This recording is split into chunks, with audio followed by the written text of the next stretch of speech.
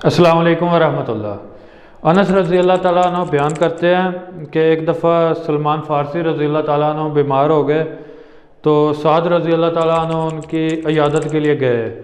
तो कहते हैं उन्होंने देखा कि वो रो रहे थे। तो साद रज़ी अल्लाह ताला अन्हु ने उनसे कहा कि भाईजान आप क्यों रो रहे हैं, उनसे पूछा। तो कहा कि क्या आपको रसूलुल्लाह सल्लल्लाहु अलैहि वसल्लम की मोहब्बत नसीब नहीं हुई, क्या आपने फ़लाँ फ़लाँ कारनामा सर अंजाम नहीं दिया। यानी उन्हें उनकी नेकियां याद करवा रहे थे और नबी अलैहिस्सलाम का साथ याद करवा रहे थे, यानी उनकी खुशकिस्मती याद करवा रहे थे। तो इस तरह पूछ रहे थे कि आप क्यों रो रहे हैं। तो सलमान रज़ी अल्लाह ताला अन्हु ने कहा कि इन दो चीज़ों में से किसी एक बात पर भी मैं नहीं रो रहा, इनमें से कोई एक बात भी नहीं है। ना मैं दुनिया के छूटने से रो रहा हूँ और ना कि आखिरत को नापसंद करते हुए रो रहा हूँ, कि आखिरत को नापसंद भी नहीं मैं करता, वो कहते हैं। तो बल्कि मैं इस बात पे रो रहा हूँ कि नबी अलैहिस्सलाम ने मुझसे एक वादा लिया था और मैं समझता हूँ कि मैंने उसे पूरा नहीं किया। ये सलमान फ़ारसी रज़ी अल्लाह ताला अन्हु कह रहे हैं कि मैं उससे तजावुज़ कर गया उस वादे से। तो साद रज़ी अल्लाह ताला अन्हु पूछते हैं कि नबी अलैहिस्सलाम ने आपसे क्या वादा लिया था।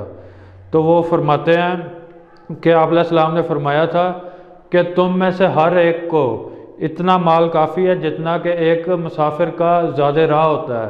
यानी कि एक मुसाफिर जो सफ़र पे जाता है उसका जितना सामान होता है, जितना उसको ज़रूरत होती है सफ़र के लिए, तुम में से हर किसी के लिए इतना सामान काफ़ी है, ये नबी अलैहिस्सलाम ने फरमाया था। तो कहते हैं कि इस चीज़ को मैं देखता हूँ तो मैं समझता हूँ कि मैं हद से तजावुज़ कर गया हूँ। वो ये चीज़ कह रहे थे कि इस चीज़ पे वो फ़िक्रमंद थे और रो रहे थे।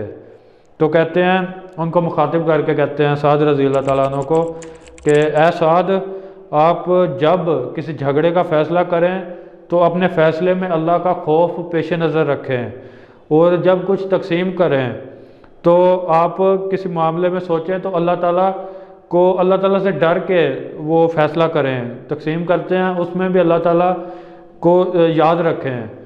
तो ये उन्होंने उन्हें खुद वसीयत की, एक नसीहत की। तो एक और रावी बयान करते हैं साबित रज़ी अल्लाह ताला अन्हु, वो कहते हैं कि मुझे पता चला कि जब वो उनकी वफ़ात हुई थी सलमान फ़ारसी रज़ी अल्लाह ताला अन्हु की, तो कहते हैं कि उन्होंने 25 या 30 दिनार अपने तरके में छोड़े थे, यानी कि अपनी विरासत में 25 या 30 दिनार छोड़े थे जब उनकी वफ़ात हुई थी, और जो कि उनका ज़ाती ख़र्चा था, अखराजात के लिए उन्होंने रखे हुए थे।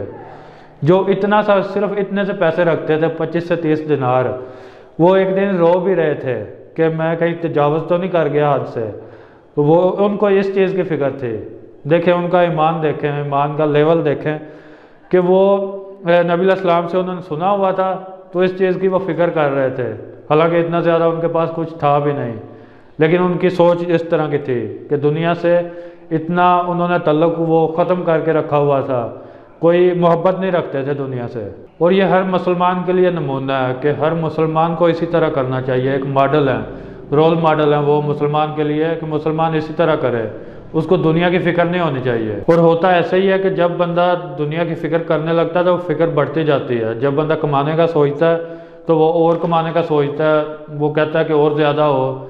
तो ये इसी तरह होता है। तो इस तरह से नहीं हो सकता कि अगर हम कहें कि हम दुनिया भी साथ रखेंगे और साथ ही आखिरत के लिए भी अमाल कर लेंगे। बेशक अल्लाह किसी को तौफीक दे तो कर सकता है, लेकिन ये हकीकत है कि दुनिया हमें अपनी तरफ अट्रैक्ट करती है और बंदा इसकी तरफ ज़्यादा भागता चला जाता है। कंट्रोल करना बहुत मुश्किल होता है, ये हकीकत है। और एक चीज़ ये भी होती है कि अल्लाह ताला ने किसी को जो डिपेंडेंट लोग दिए हैं, जो उस पर डिपेंडेंट हैं, वो उनकी देखभाल कर रहा है, उनकी ज़िम्मेदारी वो संभाल रहा है, वो लोग अल्लाह ताला ने अगर इस तरह के दिए हैं कि वो भी सब्र करते हैं, तो फिर एक बंदे के लिए पॉसिबल होता है कि वो दुनिया से दूर भी रहे। लेकिन जब एक डिमांड करते हैं उसके डिपेंडेंट लोग उससे, तो वो दुनिया की तरफ आता है तो दुनिया उसको अट्रैक्ट करती जाती है। ये भी चीज़ होती है।